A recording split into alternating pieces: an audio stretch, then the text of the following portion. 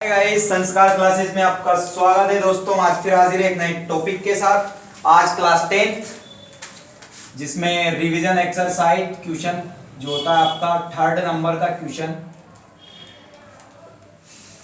पूछा गया था, जिसके अंतर्गत दो क्वेश्चन थे, एक आ वाला और एक बी वाला। ए वाले क्वेश्चन में आपको नोट पूछा गया था और ए वाले क्वेश्चन में नोट और टाइटल पूछा गया था, और साथ ही साथ बी वाले क्वेश्चन में आपको समरी लिखने के लिए पूछा गया था। यहाँ इस प्रकार से दिया गया है। ठीक है, सबसे पहले देख लेते हैं कि अपन देखते हैं टाइटल जो है, ये टाइटल जो बनाया है मैंने जो टाइटल बनाया है किस प्रकार से शो करते हैं। देखिए, सबसे पहले तो पैराग्राफ होता है, उसको पूरे से पूरे पैराग्राफ को आप 3 बार पढ़े। कितनी बार पढ़िए? 3 बार पढ़िए। 3 बार पढ़ने के बाद देखिए उसमें कॉमन बेस पर क्या क्या वर्ड या शब्द मिल रहे हैं। ऐसे जो ये दर्शा रही है, तो पहली कंडीशन तो ये कि बार बार उसको पढ़ने से जो शब्द रिपीट हो रहा है वही उसका टाइटल होगा।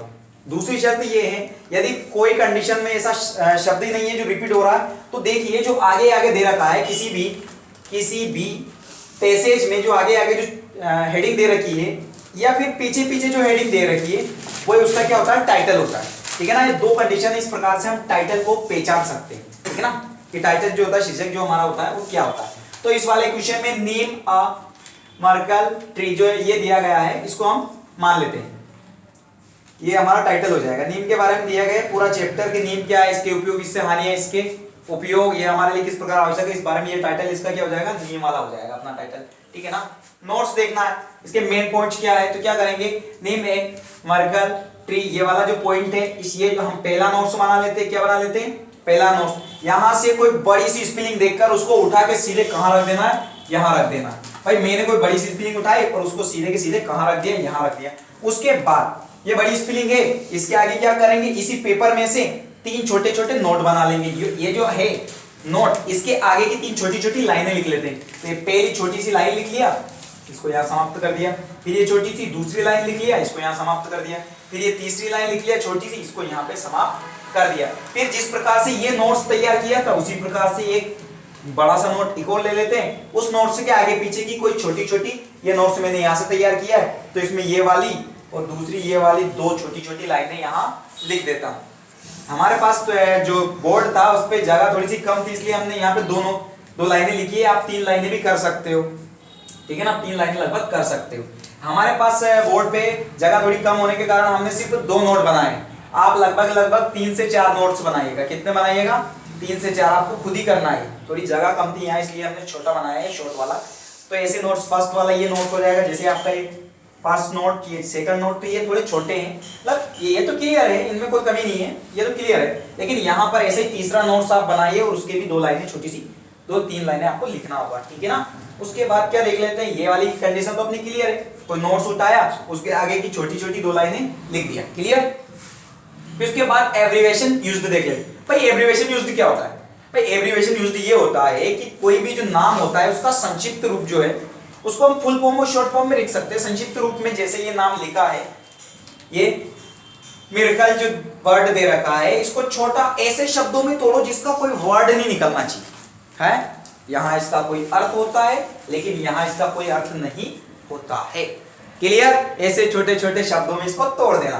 तोड़ दिया भाई मैंने इसको छोटे छोटे शब्दों, ऐसे शब्दों में तोड़ा जो कहीं से भी किसी भी मोबाइल में सर्च करोगे कोई अर्थ मिलने वाला नहीं। फिर दूसरा वर्ड ले लिया है ना, मेडिसिन जो वर्ड है, इसको भी तोड़ दिया मैंने छोटे शब्दों में। ऐसा तोड़ा जो कोई अर्थ ही नहीं मिले, ऐसा तोड़ा जो किसी से जुड़े ही नहीं। डेवलपमेंट होता है ना, तो ये डेवलप्ड है। क्या है? डेवलप्ड। अब डेवलप्ड में भी हमने डी ले लिया, बी ले लिया और यहां से फिर एल ले लिया और एल के पीछे पी और ये डी, और कुछ वर्ड इसमें से छोड़ दिए, कुछ वर्ड छोड़ दिए जिसके कारण इसका कोई अर्थ ही नहीं होगा। ये ऐसा बिगड़ गया, अपना अर्थ का अनर्थ कर दिया है। इस प्रकार से ये एब्रिविएशन यूज्ड आप कर सकते हो। यहाँ 1, 2, 3 या कोई भी 4 या 5 नाम आप कहीं से यहाँ से बड़ी बड़ी स्पेलिंग उठाओ और यहाँ रखो, उसका अर्थ बिगाड़ कर इधर लिख दो। समझ में आ रहा है?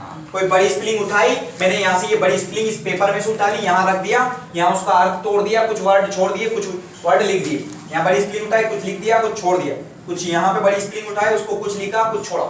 ऐसे करके एब्रिविएशन यूज्ड कर लिया। ठीक, समझ गए? Very good. अब देखना है नोट में एक समरी, सारांश उसका कैसे लिखोगे। भाई सारांश जो है उसके लिए 3 कंडीशन अप्लाई की है यहाँ। पहली कंडीशन तो ये, शॉर्ट टर्म में तो ये है कि इस पॉइंट से आप यहां से आपकी लाइन स्टार्ट हो रही है सर, यहां से लाइन स्टार्ट हो रही है तो यहां आके वो लाइन बंद हो जाती है। कहां लाके बंद हो जाती है? यहां पे बंद हो जाती है। फिर यहां से दूसरी लाइन चलती है जो इतनी बड़ी होती है, ठीक। तो ये लाइन तो आपने नोट में लिख दी, इसमें समरी में ये लिखना है, ठीक। इसको छोड़ना है, ठीक। फिर यहां से फिर इतनी लाइन स्टार्ट होती है, ये वाली भी लिखनी है, ठीक है। फिर इस आगे वाली को छोड़ देना है। इस पॉइंट टू पॉइंट इस पॉइंट से इस पॉइंट तक तो लिखना है। ये बीच वाली एक लाइन छोड़ देनी, फिर एक लाइन लिख देनी, फिर एक लाइन छोड़ देनी, पॉइंट टू पॉइंट लिखना, पॉइंट टू पॉइंट छोड़ना। समझ में आया? ओके, पहली कंडीशन अपलोड हो चुकी है। दूसरी कंडीशन देखिए, दूसरी होती है इनवर्टेड कामा। ये इनवर्टेड कामा के अंतर्गत यदि कोई सूत्र, सुविचार या कथन है ना, समझ रहे हो, या कोटेशन होता है गणित में, इसमें इंग्लिश में कोटेशन होता है, कुछ मोस्ट पॉइंट होता है, तो इनवर्टेड कामा के अंतर्गत रहता है, तो उसको आपको लिखना है, उसको भी आपको समरी में यूज करना है, उसका प्रयोग होना जरूरी है, कंपलसरी है। फर्स्ट कंडीशन हो गई, दूसरी कंडीशन हो गई, फिर आते हैं कोमा वाली कुछ मोस्ट इंपोर्टेंट बातें। ऐसे कोमा कर करके लिखे होते हैं, ये कोमा लगा, फिर ये मतलब जैसे उसके प्रकार, उसके बाद ऐसे, तो वो लाइन भी आपको समरी में ध्यान कर करके लिखनी। देखो मैंने लिखी है, कहां लिखी है, ये वाली बातें, जैसे यहाँ पे लिखा है मैंने, ये कोमा लगाया है, फिर लिखा, तो कुछ ऐसी इंपॉर्टेंट बातें जो कोमा लगा लगाकर आपको लिखनी। फिर मैंने पॉइंट से पॉइंट तक लिखा, इसके बीच की एक लाइन छोड़ दी, फिर दूसरी लाइन लिख दी, पॉइंट टू पॉइंट एक लाइन छोड़ दी, ऐसे मैंने सरल भाषा में उसको बना दिया।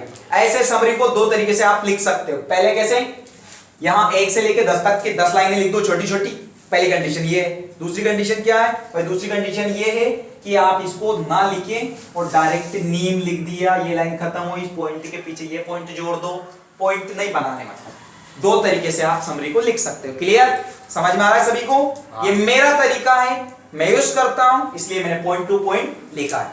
बहुत सारे लोग, बहुत सारे टीचर, बहुत सारे जो यूट्यूबर्स होते हैं वो इसका प्रयोग नहीं भी करते, बहुत सारे करते भी, ये अपना तरीका है, इसलिए हमने इसको अपलोड किया है।